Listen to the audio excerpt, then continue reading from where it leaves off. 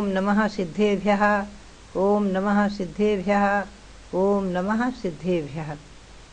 शांतार्यवादि गुणगण सुसाधनम सकल लोक हिति हेतुम शुभ धाम निधातारम वंदे धर्मम जिनेन्द्रोक्तम। भव्यात्माओं, आज दस्तक्षण पर्व का छठा दिन, उत्तम संयम धर्म। भव्यात्माओं, पहले मैं आपको श्री गौतम स्वामी के मुख कमल से निर्गत जो कुछ महान रत्न हैं, सर्वोत्कृष्ट रत्न, उनकी तरफ ले चलती हूँ। गणधर्वलय मंत्र। श्री गौतम गणधर वाणी में मैंने छठे अध्याय में गणधर्वलय मंत्र रखे हैं, जो कि पाक्षिक प्रतिक्रमण में आते हैं और जिसे षटखंडागम में श्री भूतबली आचार्य ने 9वीं पुस्तक में मंगलाचरण के रूप में लिया है और धवला टीका में बहुत ही विस्तार से जिसका वर्णन है, और प्रभाचंद्राचार्य ने भी इसकी टीका बहुत सुंदर की है। अनेकों ग्रंथों में उपलब्ध है गणधर्वलय मंत्र। गणधर्वलय विधान भी है, संस्कृत में 3 प्रकार के हैं, हिंदी में मेरा बनाया हुआ है, बहुत सुंदर। आपने गणधर वर्ष के अंतर्गत, श्री गौतम गणधर वर्ष के अंतर्गत गणधर्वलय विधान किन्हीं ने 108 किए हैं, किन्होंने लगभग 500 के बहुत से विधान किए हैं, आपने भी किए होंगे। गणधर्वलय मंत्र। नमो जिनानम, नमो ओहि जिनानम, नमो परमो ही जिनानम, नमो सबो ही जिनानम, नमो अनंतो ही जिनानम। जिन को नमस्कार हो। जिन से यहाँ छठे गुण स्थानवर्ती से लेकर के सभी आ जाते हैं। देशावधि जिन, परमावधि जिन, ये महामुनियों में ही आएंगे। सर्वावधि जिन और अनंतो ही, अनंतावधि जिन आदि। तो इसमें इनमें गणधर्वलय मंत्रों में कोष्ठ बुद्धि, बीज बुद्धि आदि धारक, पादानुसारी बुद्धि के धारक, संभिन्न स्तोत्र बुद्धि के धारक आदि सब सिद्धिधारी महामुनियों को नमस्कार किया है, अनेक प्रकार के मुनियों को। उसमें आप देखेंगे सबसे महत्वपूर्ण विषय आरोग्य सिद्धि के लिए मैं एक मंत्र रिद्धि, ये गणधर्वलय मंत्र का ही एक मंत्र मैं सबको दिया करती हूँ। रमो सबो से पत्तारम, सर्वोषधि रिद्धि प्राप्त महामुनियों को नमस्कार हो। ये मंत्र इतना शक्तिशाली है, संपूर्ण प्रकार के रोगों को दूर करने वाला, आरोग्य प्रदान करने वाला है। ऐसे सभी मंत्र एक एक से एक इतने शक्तिशाली हैं। इन मंत्रों का जाप आप 48 हैं गणधर्वलय मंत्र, इनको रोज पढ़ें, प्रतिदिन पढ़ें और इनमें से कोई न कोई मंत्र का जाप करें। आपके सब मनोरथ सिद्ध होंगे, सफल होंगे। विद्या बुद्धि की प्रखरता, यानी विद्याओं में पारंगत, बुद्धि की प्रकटता आदि सभी प्रकार से आप लाभ प्राप्त करेंगे। नमो अक्षीण महान साणम, ये धन की वृद्धि कराने वाला है।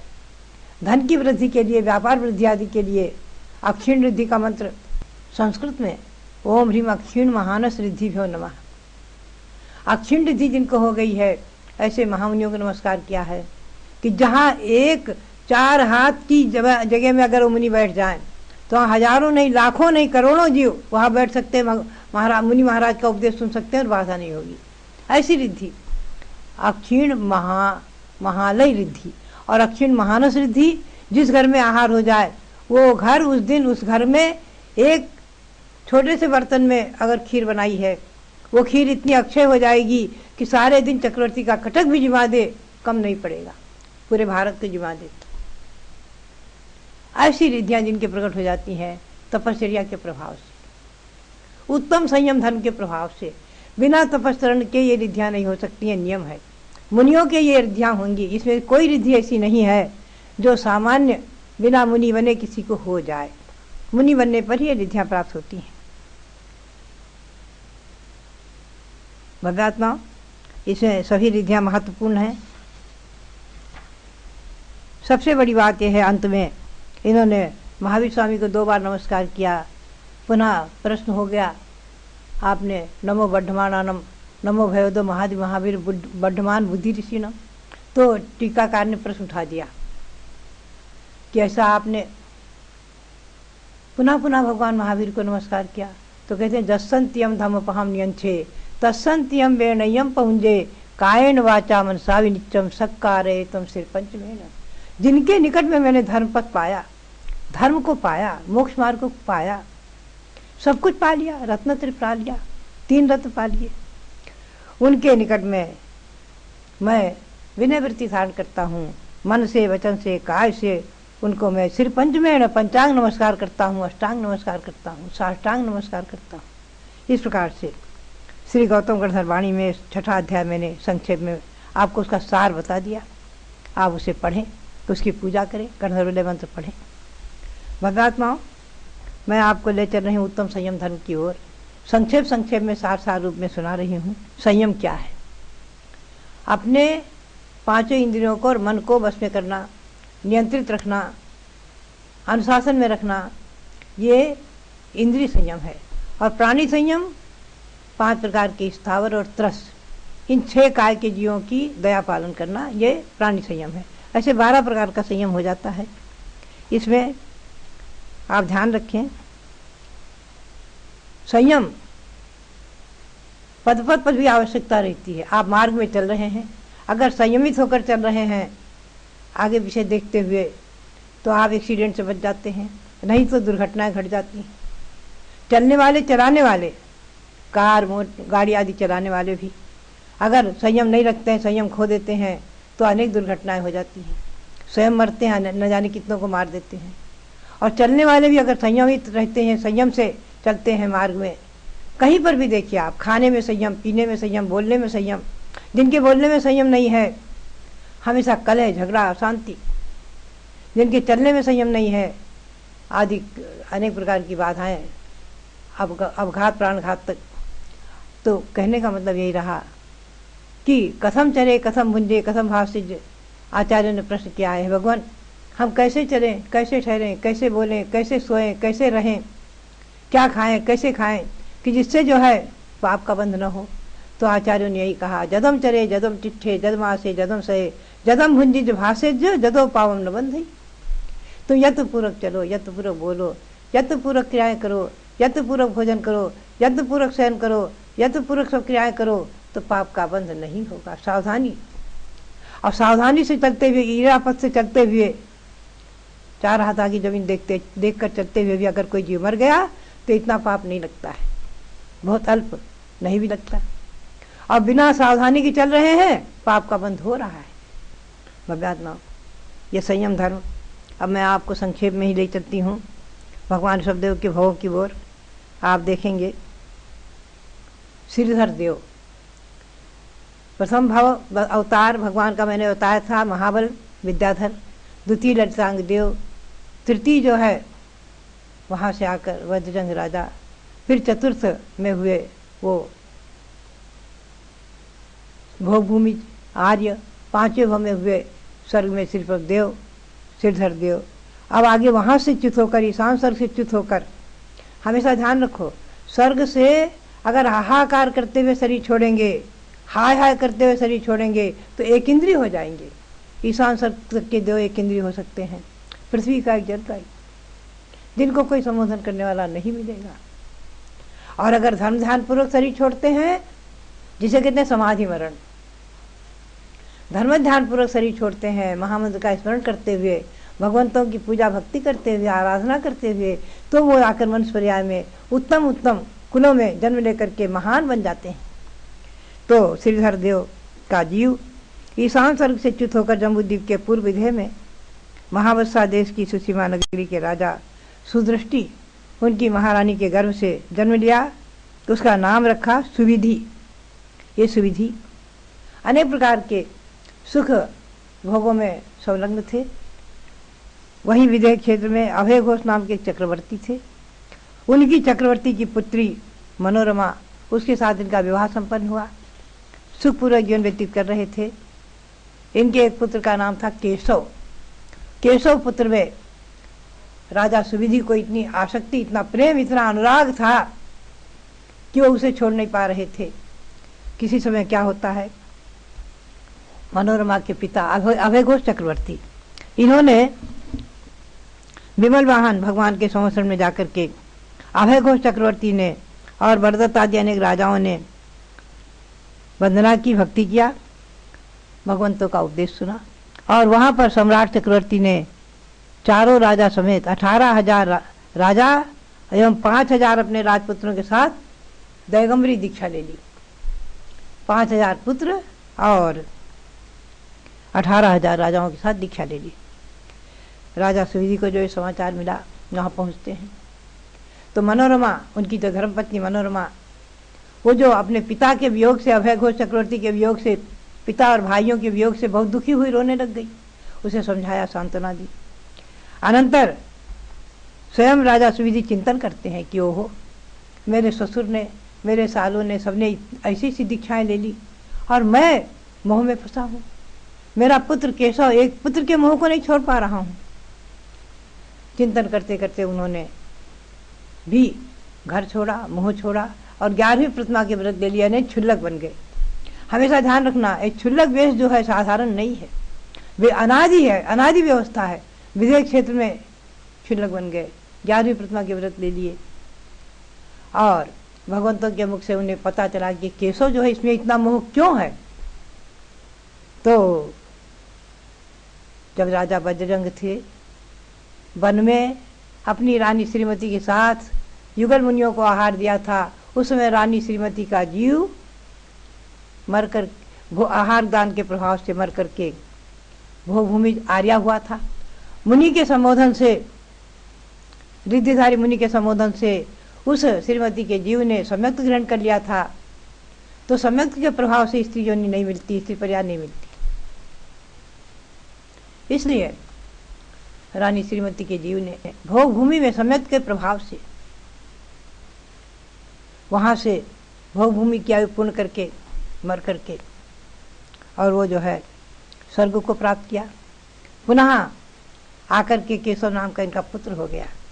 पत्नी का जीव पुत्र हुआ है, इसलिए परस्पर का प्रेम, अनुराग अत्यधिक था। पहले ही पुत्र में प्रेम होता है, पुत्र का प्रेम असीम कहा जाता है। एक निमित्त शास्त्र में आया कि अगर स्वप्न में कोई अपने को बेड़ी से जकड़ा हुआ देखे तो जाकर के प्रश्न करता है निमित्त ज्ञानी से कि हे पुरोहित बताओ कि इस प्रश्न का, इस स्वप्न का फल क्या है। मैं बेड़ी से जकड़ा हुआ था, मैं तो घबरा गया। बोले इस स्वप्न का फल है तुम्हें पुत्र रत्न की प्राप्ति होगी, यानी तुम मोह के बंधन में, प्रेम के बंधन में जकड़ जाओगे। पुत्र बेड़ी है। तो भगवान सुविधि ने पुत्र का मोह छोड़ा, परिवार का मोह छोड़ा, सब मोह छोड़कर पहले क्षुल्लक दीक्षा ली, पुनः अंत में दैगंबरी दीक्षा लेकर के समाधि पूर्वक शरीर को छोड़कर देवपद प्राप्त किया। तो भगवात्मा केशव ने भी, पुत्र ने भी, जब उसे मालूम हो गया था कि सम्यक्त के प्रभाव से मैंने स्त्री पर्याय को छोड़कर और देव पर्याय पाई है, पुनः मैं इनका पुत्र केशव हुआ हूँ। भगवात्माओं, ये संबंध चलते रहते हैं।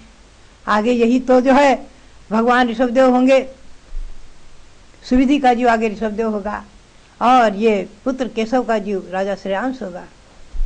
तो भगवात्माओं, ये संबंध, मोह के संबंध अगर धर्म से बंध जाते हैं, धर्म से परिणत हो जाते हैं, धर्म के संबंध बन जाते हैं और धर्म में भी एक साथ साथ धर्म का आचरण करते हैं। मैं कई बार चिंतन करती हूँ, चक्रवर्ती सगर, उसके 60,000 पुत्र पाप से मरकर कौड़ी हो गए थे, 60,000 के 60,000, और वही जो है आगे उच्च पर्याय प्राप्त करते हुए कभी उनका पाप स्वयं हल्का हुआ। कौड़ी को कौन संबोधन करेगा? कौड़ी के जीव को, शिव के जीव को, जोंक के जीव को कौन संबोधन करेगा? कान नहीं है, 2 इंद्री हैं। वही कालांतर में उत्थान करते करते राजा सगर के, चक्रवर्ती के 60,000 पुत्र हो गए और एक साथ उन्होंने 60,000 पुत्रों ने एक साथ जैनेश्वरी दीक्षा ली है और मोक्ष को प्राप्त किया है। तो भगवात्मा, धर्म में एक साथ चलने वाले एक साथ मोक्ष को प्राप्त कर लेते हैं, एक साथ अपनी आत्मा को उत्थान कर लेते हैं, और पाप में एक साथ प्रवृत्ति करने वाले दुर्गति को, नरक गति को, ऐसी तिर्यंच योनि, 2 इंद्रिय आदि की योनि, कौड़ी आदि पर्याय को प्राप्त कर लेते हैं। तो संयम धर्म कितना महत्वपूर्ण है। मैं कई बार कहती हूँ मनुष्य पर्याय में ही संयम है, ध्यान रखो आप। संयम मनुष्य पर्याय में ही है, लेकिन तिर्यंत पर्याय में एक देश संयम है। 2.5 द्वीप तक तो है ही है एक देश संयम। देशवृत्ति, पंच अनुवृत्ति, पशु हो सकते हैं, और 2.5 द्वीप से परे भी अंतिम आधा द्वीप स्वयंभ्रमण द्वीप, आधा द्वीप और एक स्वयंभ्रमण समुद्र, असंख्यातों द्वीप समुद्र के बराबर। उसमें असंख्यातों तिर्यंत पंचेंद्रिय तिर्यंत जैसे हैं, जो आज भी असंख्यातों तिर्यंत वहाँ पर सम्यक दृष्टि और देशवृत्ति है। ऐसा धौला ग्रंथ में आया है। देशवृत्ति, अणुवृत्ति और मरकर के नियम से स्वर्ग को प्राप्त करते हैं। तो भव्यात्माओं, हमारा और आपका कर्तव्य हो जाता है अपनी शक्ति के अनुसार संयम ग्रहण करें। महावृत्ति बने, महावृत्ति नहीं बन सकते हैं, अणुवृत्ति बने, देशवृत्ति बने, कम से कम पाक्षिक श्रावक अवश्य बने, 5 अनुव्रत और 3 मकार का त्याग करके अनुवृत्ति बने, अष्टमूल गुण धारण करें। यही मेरी प्रेरणा इस संयम धर्म के दिन है। आप संयम अवश्य धारण करें, 5 अनुव्रत अवश्य धारण करें, नियम से देवयोनि को प्राप्त करेंगे, देवगति को प्राप्त करेंगे। ओम ह्रीं उत्तम संयम धर्मांगाय नमः। ओम ह्रीं उत्तम संयम धर्मांगाय नमः। ओम ह्रीं उत्तम संयम धर्मांगाय नमः। आप सबके लिए बहुत बहुत मंगल आशीर्वाद। धर्मानुरागी बंधुओं, जैसा कि आपको अनेक माध्यमों से जानकारी प्राप्त हो रही है कि विश्व में, भारत में सबसे बड़ा कार्य हो रहा है मांगी तुंगी में 108 फीट की प्रतिमा का निर्माण। ये निर्माण पूर्णता की ओर है और इस विशाल प्रतिमा का पंच कल्याण प्रतिष्ठा महोत्सव भी राष्ट्रीय अंतर्राष्ट्रीय स्तर पर फरवरी 2016 में होने जा रहा है। बंधुओं, दिगंबर जैन समाज के उन परिवारों को आज मैं पुनः प्रेरणा प्रदान करता हूं। पर्युषण पर्व के शुभ अवसर पर आप कहीं न कहीं दान अवश्य देते हैं, छोटी राशि बड़ी राशि, लेकिन इस प्रतिमा के निर्माण में 1,08,000 रुपए की राशि जो 15 साल पहले घोषित की गई थी, वो राशि अभी भी चल रही है। केवल आपको 2-3 महीने का समय है।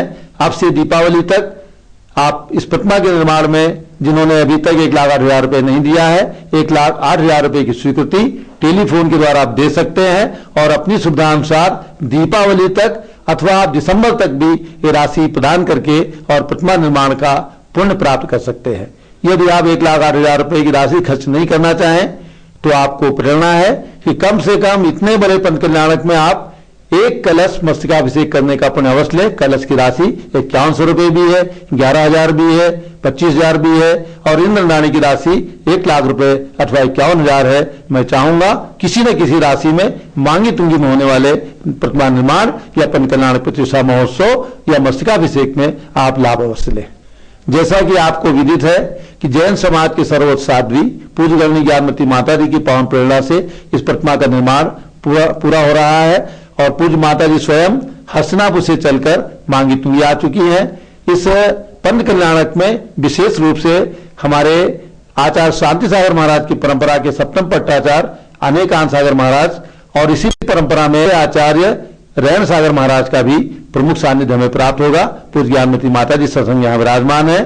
तो आइए और इस पंच कल्याण प्रतिष्ठा में फरवरी में अवश्य सम्मिलित होने का पुण्य अर्जित कीजिए।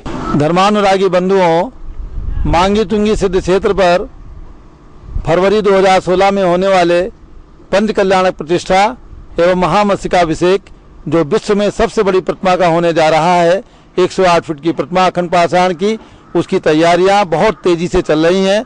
मैं समस्त दिगंबर जैन समाज को आह्वान करता हूं कि इस पंच कल्याणक प्रतिष्ठा से महामस्तकाभिषेक से अवश्य जुड़ें, इंद्रदानी बन करके धर्म लाभ लें, अन्यथा कम से कम एक कलश भगवान ऋषभदेव के मस्तक पर, जो इतना विशाल मस्तक है, इतनी विशाल प्रतिमा है, उस पर एक कलश अभिषेक करने का शुभ अवसर, स्वर्ण अवसर अवश्य प्राप्त करें। अगर आपकी अभी भी भावना हो तो 1,08,000 रुपए दे करके इस प्रतिमा के निर्माण में हजारों साल के इतिहास में अपना नाम अंकित करा सकते हैं।